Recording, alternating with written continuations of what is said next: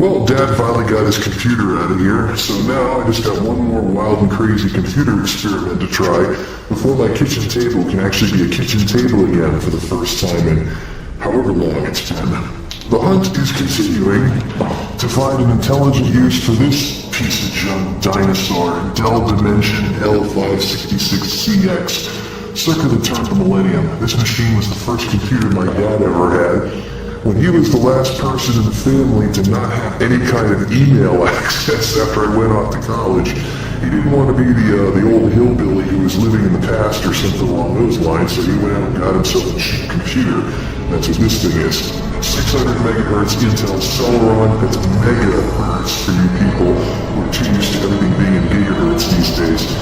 What the heck? There's probably smartphones that are faster than this computer.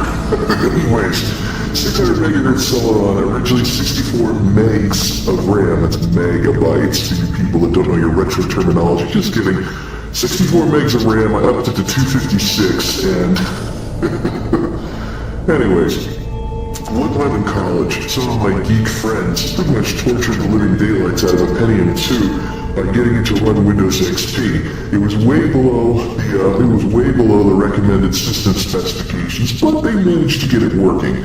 I'm curious if that would work. I'm curious if that'll work nowadays with me trying to put Windows 8 Consumer Preview on this piece of junk.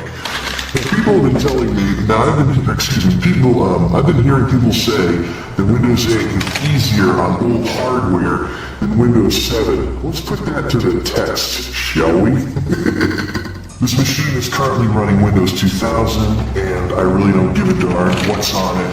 I don't really give a darn about this machine anymore. I'm just trying to keep it out of the trash heap. So, DVD and quad speed DVD-ROM can't burn anything. Not even a full speed DVD drive. Let's see if this thing will even install. Yeah, this should be interesting. Things aren't really working out very well with the dual boot on the laptop because, there it goes. I'm just not using it. I think I'm probably going to wind up taking the Windows 8 Consumer Preview off of that laptop. But just for fun, let's see if we can get it to install on this old dinosaur. And it did not join the boot off of the floppy drive, or off the CD drive, and it's booting up Windows 2000. Trouble already. Listen to that hard drive. I think it's running the last crappy Maxter drive that I still have that hasn't kicked the bucket yet. There is nothing in this computer that has any redeeming value to it. Wow, listen to that thing. Even though mechanical hard drives are an old technology that's on its way out, they come a long way from the noisy, rattly, clanky days like this. I think I can. Let's go. Applying security policy. Technically, this machine can run Windows 2000. And now the speaker's in a better position so we can hear the Windows 2000 startup sound. Turn the volume way up. Here it goes. Come on. Boot, boot. Figure it takes this long to load Windows 2000. What's Windows 8 gonna be like? It's might be good to compare it to. Okay, loading personal settings. Yeah, there's no internet access yet.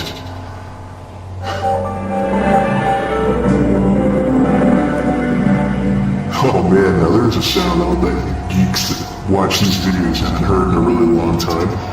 Okay, where's my desktop? This is gonna be a long... Oh, there it is. Video. Oh, there comes my wallpaper. 15 seconds later. One of the generic Windows 2000 wallpapers. So, do I even want to save a disk image of whatever I have on this drive? I'll have to give that some thought. Maxter 6060, as I affectionately like to call those drives because they're model numbers. Yep, last drive standing. All the other Maxters I have are long dead. Say goodbye to Windows 2000. I don't have very high hopes for this whole Windows 8 thing. I mean, this machine is so old that even modern distributions of Linux, many of them don't really work very well with this system. Another retro sound for you folks. Yeah, for all the talk of Linux being better on older hardware, a lot of that seems to have gone away in more recent years. Then again, this machine was a crappy machine back in 2000, so maybe I should leave poor Linux alone. At least it still runs Windows 2000 though, if I ever want to really mess around with a retro machine. Can't get any good software on it that stays up to date though. Even the web browser Firefox can't be brought up to its newest version here. Okay, what key do I hit to get into the BIOS? Delete? Oh, delete. Hit delete if you want to run setup. Yeah, I'm hitting it. You have to smash it. Intel Celeron 5616 megahertz, 512 megs of RAM. Yeah, this has all the RAM from my original HP.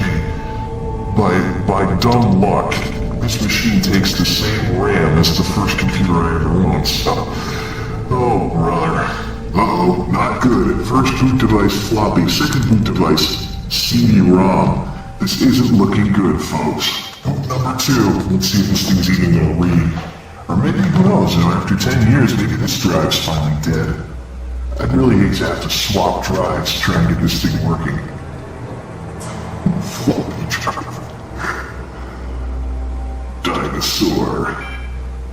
Okay, now read off of the DVD.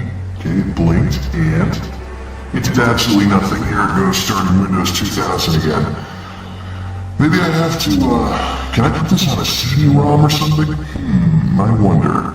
I've got a really ugly feeling that this isn't going to work. First, the machine only has 2 USB 1.1 ports. Maybe a USB 1, I don't know. It's that old. Since I only have 2 ports, and I want to try using the plug-in drive, I brought down a hub and plugged everything into there.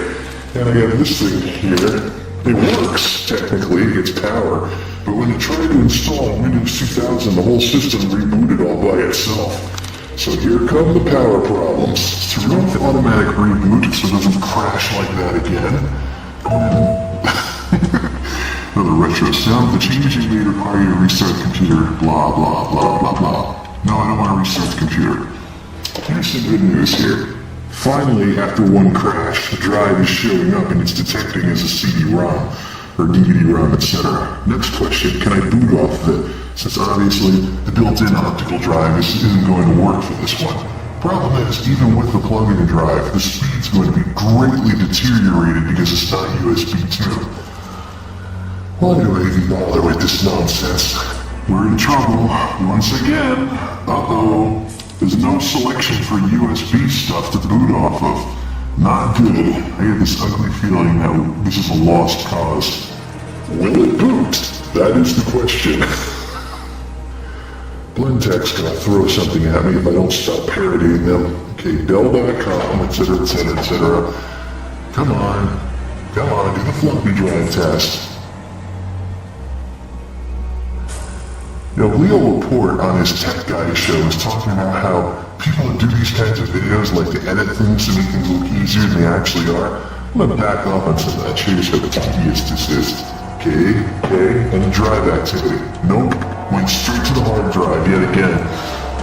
I think I'm kicking against the bricks here. I don't think I have a parallel ATA optical drive that reads DVDs that I can swap in for that thing. I was thinking this mess. Well, Piano happens to be the last bastion of parallel ATA optical drives. I just remembered these 2 drives are not serial ATA. Last PATA optical drive standing. So, I was really hoping I wouldn't have to do this. Let's gut this thing. Well, this thing has seen better days. Next question, where do I jumper it as? Oh, I gotta mess with jumpers again. Right now it says to cable select, but that system might be so old that I actually have to jumper it as a master or slave drive in order for this to work correctly. Why am I doing this? Manufactured September 2006. 2006 was a good year.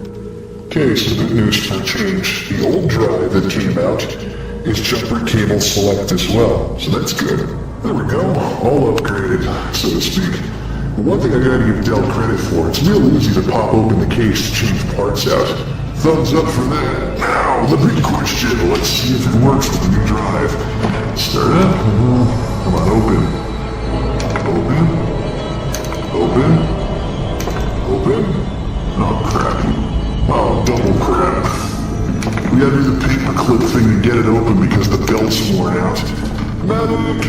Never underestimate the usefulness of a precision set screwdriver. Didn't even know that thing was the same size for doing the paperclip trick. Alright, well, while we get the power off, let's pull this thing the rest of the way open, and... Okay, take two. Close your drive. There we go. Yeah, this drive's kind of old and the belt's a little worn out, so sometimes you gotta use the paper clip to get it open if it's been closed for too long. Okay. So, is this thing gonna boot off the DVD or what? Drive's certainly doing quite a bit. I need to quit torturing this old thing and just let it out to pasture for good, but it still works, you know? Why throw out a perfectly good computer? Okay, boot. First boot device is the DVD. Maybe this just boots off of CDs but not DVDs. So here it goes into Windows 2000 again. So all that yanking drives out of my systems and things like that was for nothing. Unbelievable. Piece of junk. We gotta figure something else out here.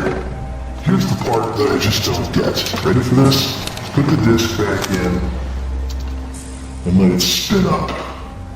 With Windows already started. So it won't boot off of DVDs. However, as soon as it gets up to speed here. Oh, there it goes. See, it actually shows up here. Computers, I swear. We're not just double clicking. Might as well, I mean, if this doesn't work, this whole project's a lost cause.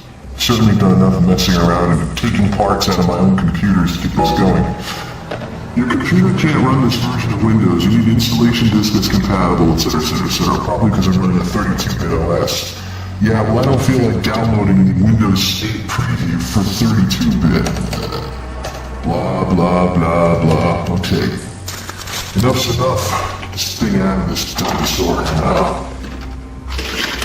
Well, it was worth a shot. It would have been funny if I could have gotten it working on this. Maybe there's some other way that I'm not thinking of here. I mean, I could try a flash drive, but, you know, this thing doesn't boot off a USB stick. It's got to be off of an optical disc. Just push the button. Yeah, I didn't push the button enough, so you gotta use the start menu. Start, shut down. Oh, there it goes. Well, it was worth a shot. I'm gonna put all my computers back together now. Thanks for watching, folks. Till next time, this is MultimediaJay signing off. Thanks for stopping by.